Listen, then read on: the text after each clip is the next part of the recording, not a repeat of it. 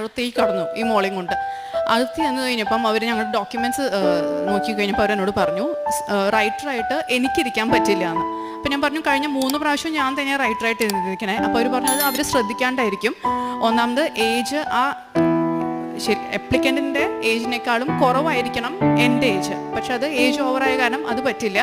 പിന്നെ ക്വാളിഫിക്കേഷൻ വൈസും എനിക്ക് ആ കുട്ടിക്ക് എഴുതാൻ പറ്റില്ലായിരുന്നു. കാരണം എൻ്റെ സയൻസ് ബാക്ക്ഗ്രൗണ്ട് ആയിരുന്നു. അപ്പോൾ ആ കുട്ടിക്ക് സയൻസും മാത്സൊക്കെ ഈസിലി പറഞ്ഞു കൊടുക്കാൻ പറ്റുന്ന കാരണം അതും പറ്റില്ല എന്ന് പറഞ്ഞു. അപ്പോൾ ഞാൻ പറഞ്ഞു എന്തെങ്കിലും ഒന്ന് ചെയ്യാൻ പറ്റുമോ, കാരണം ഇങ്ങനത്തെ ഒരു കേസായ കാരണം ഒത്തിരി പ്രതീക്ഷയോടുകൂടി കുട്ടി വന്നിരിക്കുന്നത് എക്സാം എഴുതാനായിട്ട്.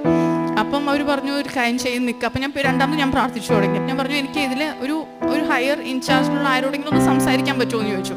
അപ്പോൾ അവർ പറഞ്ഞു ഞങ്ങൾ നോക്കിയിട്ട് വരട്ടെ എന്നും പറഞ്ഞു. അവർ നോക്കാൻ പോയ സമയത്ത് ഞാൻ ഉടമ്പടി കാശുരൂപം കയ്യിൽ വെച്ച് മുറുക്കി പ്രാർത്ഥിച്ചുകൊണ്ടിരിക്കുകയായിരുന്നു. അമ്മ എനിക്കൊരു അടയാളം കാണിച്ചു തരണേന്ന്. അങ്ങനെ ഒരു മലയാളി ലേഡിയാണ് എൻ്റെ അടുത്ത് ആദ്യം സംസാരിക്കാൻ വന്നത്. അപ്പം ഞാൻ അവരുടെ അടുത്ത് ഞാൻ ഈ കാര്യങ്ങൾ മുഴുവൻ പറഞ്ഞു.